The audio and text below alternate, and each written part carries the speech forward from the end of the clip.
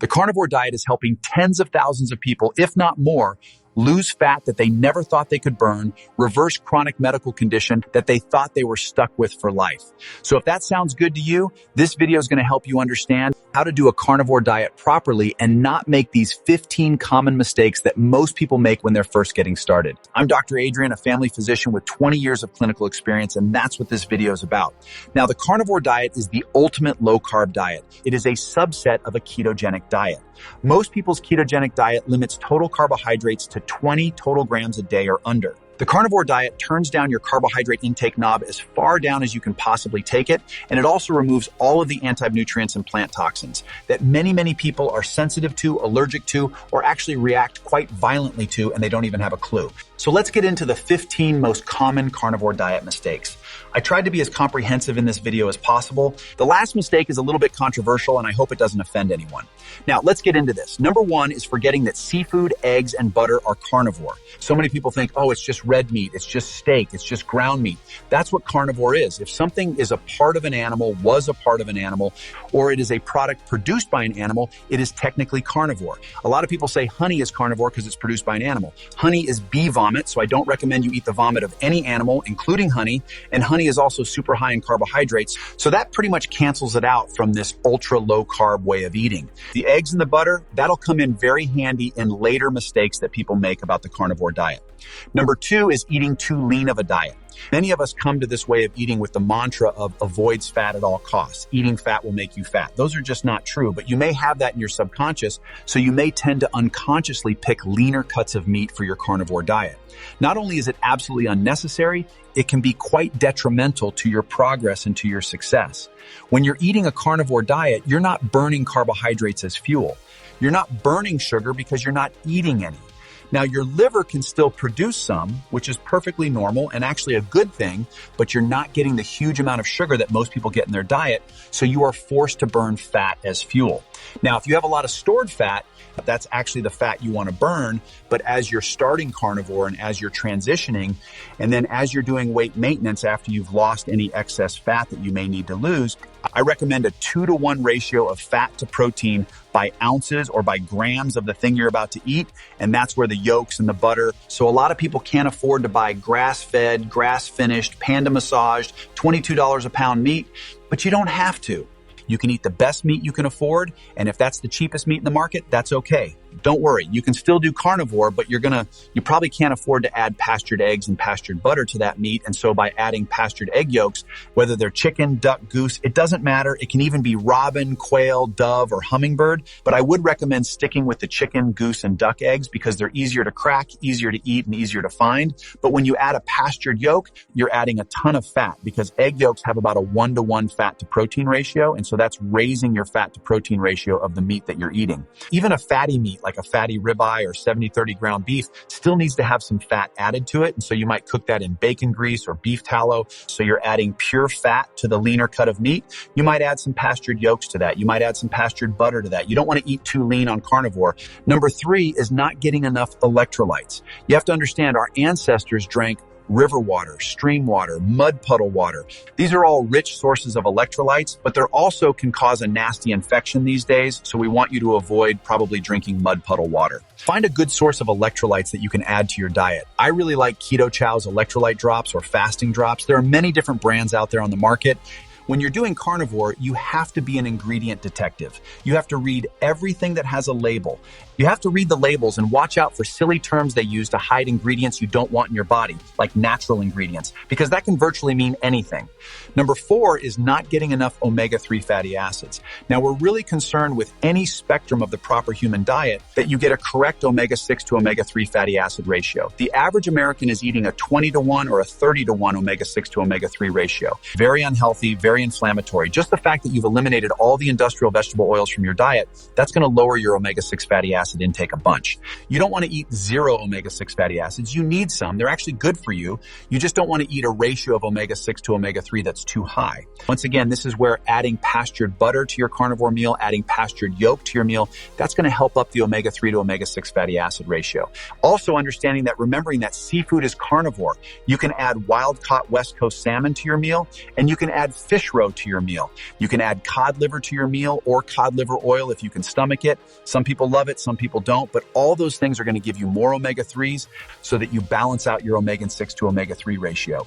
Number 5 is organ meat. I know you may currently think it's gross, but I promise you, as your palate matures and kind of becomes a proper human palate, you're going to start to understand that you can eat organ meats and they're actually tasty. One of the gateway ways to eat organ meat is a liver pate or a liver mousse or even liverwurst that you buy at the store.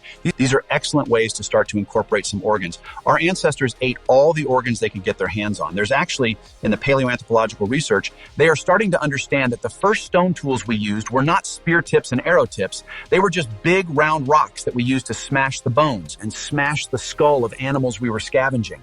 We maybe even didn't kill the animals. We let the predators eat all the red meat, and then we would move in with our big rocks and smash and get to the brains, get to the marrow, which is very high in saturated fat, very high in omega-3 fatty acids. And so you need to be getting some kind of bone marrow in your diet, whether you're making bone broth, and so if currently you're just starting carnivore and you're completely grossed out by the thought of eating any organ meat, Ancestral Supplements has a good line of freeze-dried organ meat in capsules, so you don't really have to taste it. I'll put a link to that down below. Number 6 on this list is not getting enough collagen. And no dummy, I don't mean collagen powder. That's not okay. That's a waste of money, and the origin of that collagen is always suspect. There are many, many ways to get collagen in a carnivore diet. I have actually got a video about good sources of collagen that you can click on and watch after this video, but organ or collagen is, so if you're eating eggs, there's a little membrane between the white of the egg and the yolk. That's pure collagen. Okay.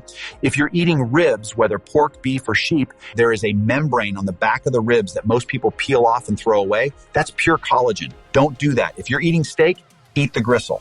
That's pure collagen. If you're eating chicken legs or chicken thighs or chicken wings, gnaw the cartilage off the end of the bone, eat the skin, eat all the little chewy bites, because that's pure collagen building blocks. And you need that in your diet so that you can have the beautiful glowing skin that most carnivores have. Number 7 is watch out for imitation seafood. And so if you just blindly go into the grocery and buy some crab and buy some this and that, you have to, again, put on your detective hat and read every ingredient carefully. So if you don't know what it means, do an internet search on that word and you'll be an expert on it in 3 minutes. It's very common for imitation seafood to have added grains, added sugar, and added industrial vegetable oils in there, and then different stabilizers and things to make the meat stick together.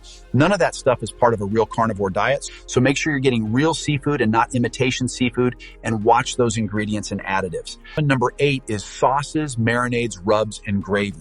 So if you've been eating a standard Western diet and you start carnivore, you may think, well, gosh, I've always put ketchup on meatloaf, so obviously that's how you eat meatloaf. No. You have to watch sauces and rubs and marinades and gravies very, very carefully. They very often are ways to slip grains and sugar and vegetable oils into your diet. You don't want any part of that, so any marinade or rub, you need to read the ingredients like a hawk. Almost every rub that's a dry rub that you find at a market is going to have added sugar. And if you're putting a lot of that on your meat, you're eating a few grams of carbohydrates and then also causing the inflammation that can come from eating that sugar, which is part of the reason you started carnivore in the first place. Number 9 is eating out faultlessly. So it's okay to eat out if you're an ingredient detective and you are upfront with your weight service and tell them right off the bat, look, I'm allergic to sugar, I'm allergic to any grains, and I'm allergic to vegetable oil. Then you're going to get a clean grill that your meat's prepared on. They're not going to put any sauces or gravies or marinades or rubs on your meat because they don't want you to have an allergic reaction in the restaurant, because that's bad for business. But if you just assume that if you order to cut a meat that there's not going to be any sugar or grains or vegetable seed oils, you're wrong, because restaurants are in business to make money. And to do that, they have to make their food taste as good as possible to the most people as possible. And they do that by adding bad ingredients to the meat. So watch out for that. You can dine out, but you have to be very vigilant when you do. Number 10 is quitting carnivore too soon. For most people that I get feedback from, it takes 4 to 8 weeks of eating strict carnivore in order to really start to notice the awesome results that come from eating a carnivore diet. So don't do it for a week or two and then ass out. I promise you, you're missing out on something that's very powerful. Many people, for the first week or two they're doing carnivore, they could have some diarrhea or constipation. That's just your gut bacteria reassembling in the proper ratios. Don't worry about that. That's temporary. That'll go away. Some people have severe carbohydrate withdrawal symptoms, which some people erroneously call the keto flu or the carnivore flu. It's actually you just withdrawing to habit-forming carbohydrates and then maybe shedding some of the toxins from plants you've eaten in the past. That's only going to last for a week or two. Electrolytes make it better. Salt makes it better. Eating more fatty meat makes that better as well. And then some people have a little bit of fatigue for a week or two. And typically that's when if they're eating a diet that's too lean, not getting enough fat for fuel, when they're not adding enough salt and electrolytes to their meals. Number 11 is portion restricting. Now, definitely if you're coming to this way of eating to try to lose stored fat, it has been pounded into your head that you only need to eat a palm-sized portion of this and a thumb-sized portion of this. When you're eating carnivore, all bets are off. You do not have to do that. You can eat until you are comfortably stuffed. And so if an 8-ounce ribeye does not fill you up completely, get the 10-ounce. If that doesn't do it, get the 16-ounce bone-in cowboy ribeye, okay? You can eat as much meat as you want. You can add egg yolks. You can add butter. You can cook it in as much beef tallow or bacon grease as you want. You get to eat until you're comfortably full. If you don't do that, then you won't be getting enough fat.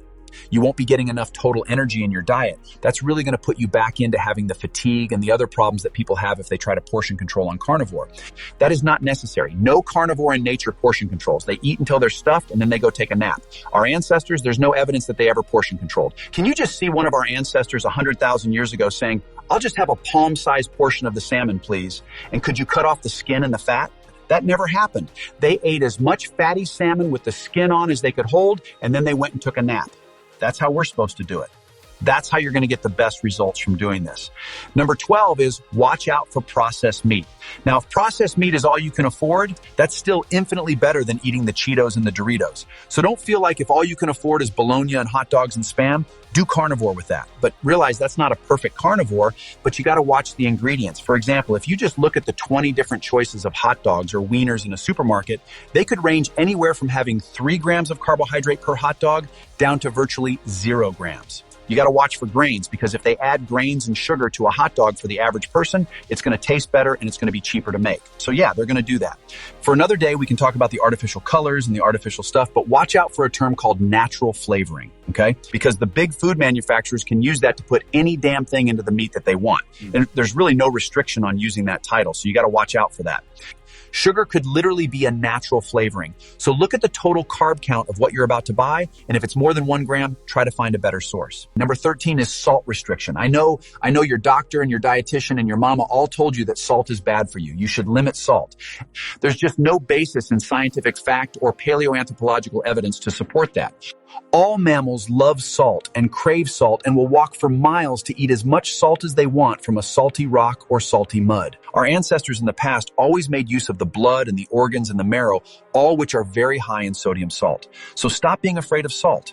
You want to use a good, reliable, natural salt. My favorite is Redmond's Real Salt. It comes from an extinct ocean that's protected under hundreds of feet of bentonite clay. So there are no microplastics or nanoplastics in Redmond's Real Salt. There are other good brands out there that are protected thusly. Number 14 is cooking too much.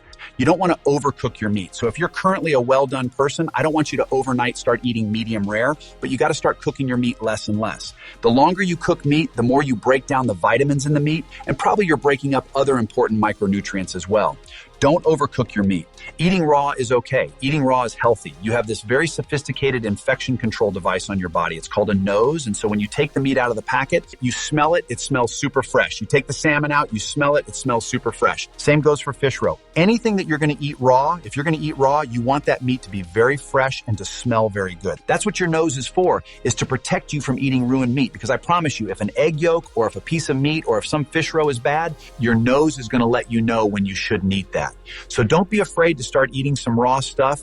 And even though that may gross you out right now, I promise as you go along this carnivore journey, you're going to start to experiment with that. And that's actually a very good thing because for the majority of our time on this planet, our ancestors ate almost all this stuff raw. Your body's capable. You just got to slowly get back into that mindset and that body set. And then number 15, and this is the one that's a little inflammatory.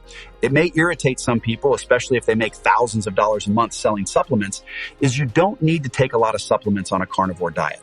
Meat, especially organ meat, especially egg yolks, especially pastured butter, are the most nutrient-dense foods on the planet. So when someone tells you that kale is a superfood or spinach is a superfood, they are misled and misinformed, and they are perhaps unintentionally misinforming you. If you put up a piece of beef liver nutritionally against the same weight of kale or spinach, the beef liver is going to blow the kale out of the water. Kale is nowhere near superfood compared to liver, any liver, chicken liver, beef liver, goose, it doesn't matter. Liver is a multivitamin superfood. The same goes for egg yolks. If you compare the nutrition in a pastured egg yolk with any plant-based food on the planet, the egg yolk is going to win every single time. So that means you don't need to take collagen powder, because we already talked about that. You don't need to take an amino acid powder or a branched chain amino acid powder or definitely a protein powder. You're getting all that if you're eating a good, real, whole food carnivore diet.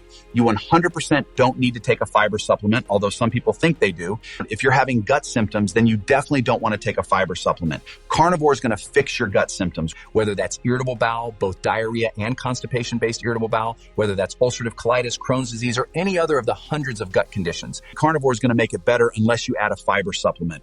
You also don't need a vitamin C supplement or really any other vitamin supplement, especially if you're eating organs. All the livers contain a little bit of vitamin C, and we don't need as much vitamin C when we're carnivore. And the way you can know this is true is you can look at the tens and tens of thousands of carnivores who are eating according to my list, and they're not just eating deli meat that's full of the crap. They never develop a vitamin C deficiency. They never develop scurvy. Their teeth are strong and beautiful. Their skin is strong and beautiful and snaps back. Their bones don't become brittle and break because they're getting more than enough vitamin C in a well-formulated carnivore diet.